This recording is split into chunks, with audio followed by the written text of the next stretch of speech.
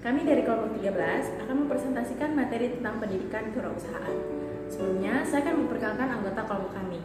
Yang pertama, ada saya sendiri, Karenina Laila Absari, Risa Kristia Wahyuni, Jumarni, dan Nurhaliza. Berikut merupakan submateri yang akan kami bahas yang terdiri dari 6 submateri.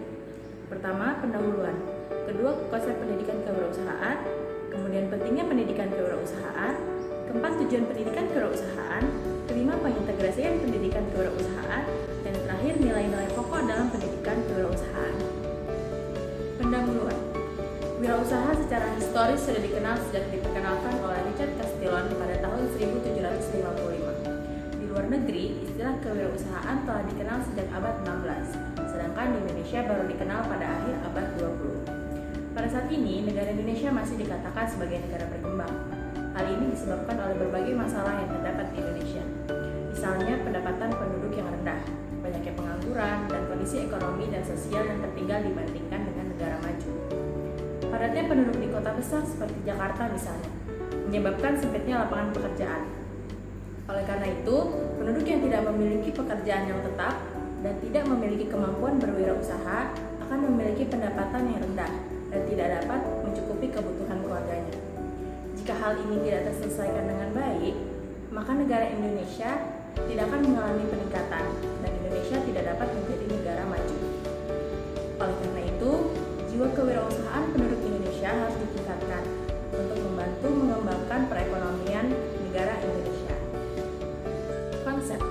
Kata entrepreneurship sering diterjemahkan dengan kata kewirausahaan. Kewirausahaan muncul apabila seorang individu berani mengembangkan usaha-usaha dan ide-ide barunya. Berdasarkan hal tersebut, maka dapat dinyatakan esensi dari kewirausahaan adalah menciptakan nilai tambah melalui proses pengkombinasian sumber daya dengan cara-cara baru dan berbeda agar dapat bersaing. Nah, untuk mendapatkan nilai tambah tersebut, Zimmerer menyatakan dapat diciptakan melalui cara-cara yaitu: 1. Pengembangan teknologi baru. Yang kedua, penemuan pengetahuan baru. Yang ketiga, perbaikan produk barang dan jasa yang sudah ada. Dan yang terakhir, penemuan cara-cara yang berbeda untuk menghasilkan barang dan jasa yang lebih banyak dengan sumber daya yang lebih sedikit. Mulyani tahun 2019 menjelaskan ada 6 hakikat atau makna yang paling dasar tentang pentingnya kewirausahaan. Yang pertama, kewirausahaan adalah suatu nilai yang diwujudkan dalam perilaku yang dijadikan sumber daya, tenaga penggerak, tujuan, siasat, kiat, proses, dan hasil bisnisnya. Yang kedua, kewirausahaan adalah suatu nilai yang dibutuhkan untuk memulai sebuah usaha dan mengembangkan usaha. Yang ketiga, kewirausahaan adalah proses dalam mengerjakan sesuatu yang baru dan berbeda yang bermanfaat dalam memberikan nilai lebih. Yang keempat, kewirausahaan mampu untuk menciptakan sesuatu yang baru dan berbeda. Yang kelima, kewirausahaan merupakan proses penerapan kreativitas dan keinovasian dalam memecahkan persoalan dan menemukan peluang untuk memperbaiki kehidupan usaha. Dan yang terakhir, kewirausahaan merupakan usaha menciptakan nilai tambah dengan jalan mengkombinasikan sumber-sumber melalui cara-cara baru dan berbeda untuk memenangkan persaingan. Selanjutnya, pentingnya pendidikan kewirausahaan dan tujuan pendidikan kewirausahaan akan dijelaskan oleh Risa. Pendidikan kewirausahaan memiliki peranan yang sangat penting untuk kemajuan sumber daya manusia Indonesia dan untuk menjawab tantangan masa depan yang semakin kompetitif dan juga lapangan pekerjaan yang semakin sempit. Sehingga melalui pendidikan diharapkan mampu membangun manusia yang tangguh, terampil, dan juga kompeten. Karena generasi masa datang diharapkan tidak hanya mencari pekerjaan, namun juga mampu menciptakan lapangan pekerjaan. Nah, mengingat pentingnya pendidikan kewirausahaan tadi, maka Ditjen Mawal Kemristek-Dikti mengadakan program-program unggulan untuk melaksanakan pendidikan kewirausahaan. Di antaranya adalah program kreativitas mahasiswa atau TKM kewirausahaan dan juga ditetapkannya pendidikan kewirausahaan sebagai salah satu mata kuliah wajib di universitas atau perguruan tinggi. Nah, sebagian dari kita tentunya bertanya-tanya, mengapa sih pendidikan kewirausahaan itu perlu diajarkan sebagai disiplin ilmu tersendiri yang independen? Jadi, Prawirakusumo pada tahun 1997 memberikan jawabannya. Yang pertama, kewirausahaan itu berisi body of knowledge yang utuh dan nyata, yaitu yang berisi teori, konsep, dan metode ilmiah yang lengkap.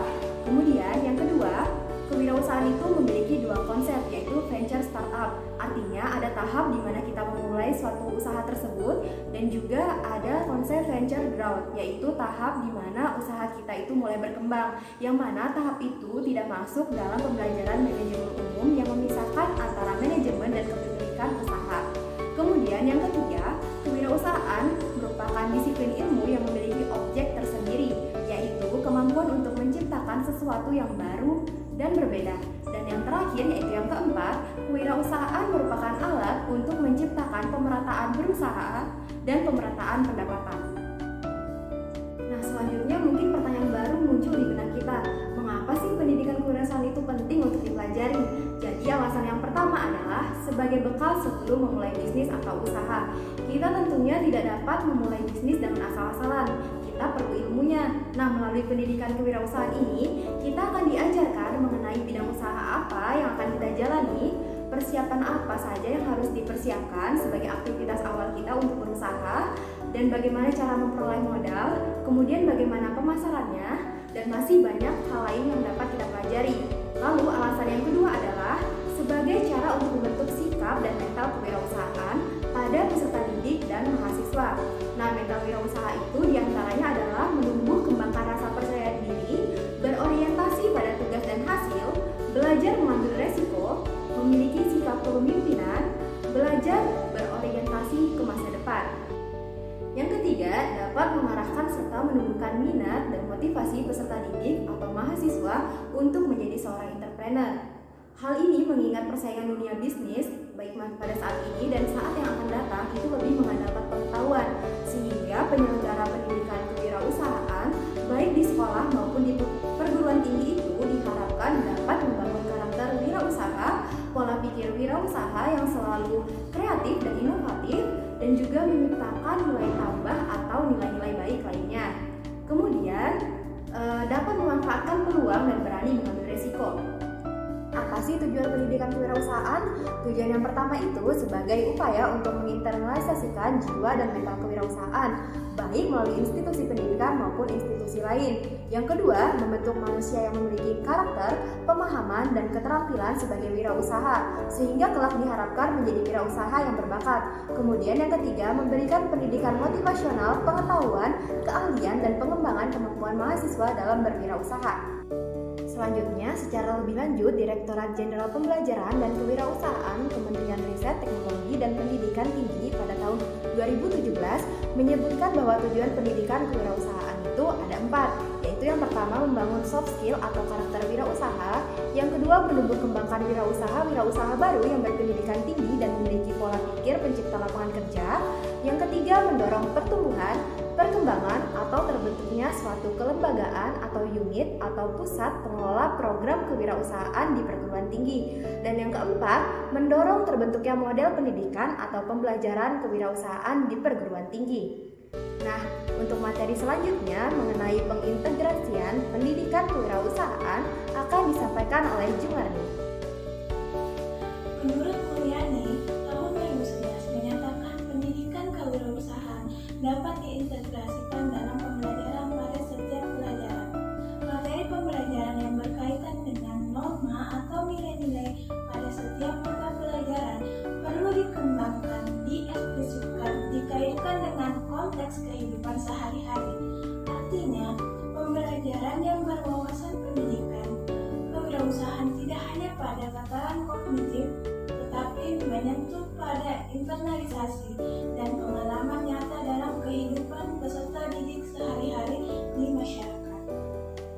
Pernyataan ini mengisyaratkan bahwa pemberian mata pelajaran pendidikan kewirausahaan diharapkan mampu membentuk, membina, meningkatkan pengetahuan, keterampilan, dan sikap mental kewirausahaan.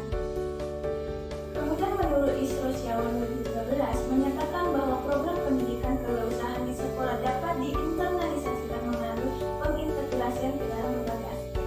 Yang pertama, pendidikan kewirausahaan terintegrasi dalam seluruh mata pelajaran, yaitu dengan melakukan internalisasi nilai-nilai kewirausahaan ke dalam pembelajaran sehingga dihasilkan diperolehnya kesadaran akan pentingnya kewirausahaan, nilai-nilai kewirausahaan kewirausahaan, terbentuknya karakter wirausaha, dan kebiasaan nilai-nilai kewirausahaan ke dalam tingkah laku peserta didik maupun mahasiswa sehari-hari melalui proses pembelajaran. Selanjutnya yang kedua, pendidikan kewirausahaan yang terpadu dalam kegiatan ekstrakurikuler, yaitu kegiatan di luar mata pelajaran dan pelayanan konseling untuk membantu pengembangan peserta didik sesuai dengan kebutuhan, potensi, bakat, dan minat melalui kegiatan yang secara khusus diselenggarakan oleh pendidik atau tenaga kerja kependidikan.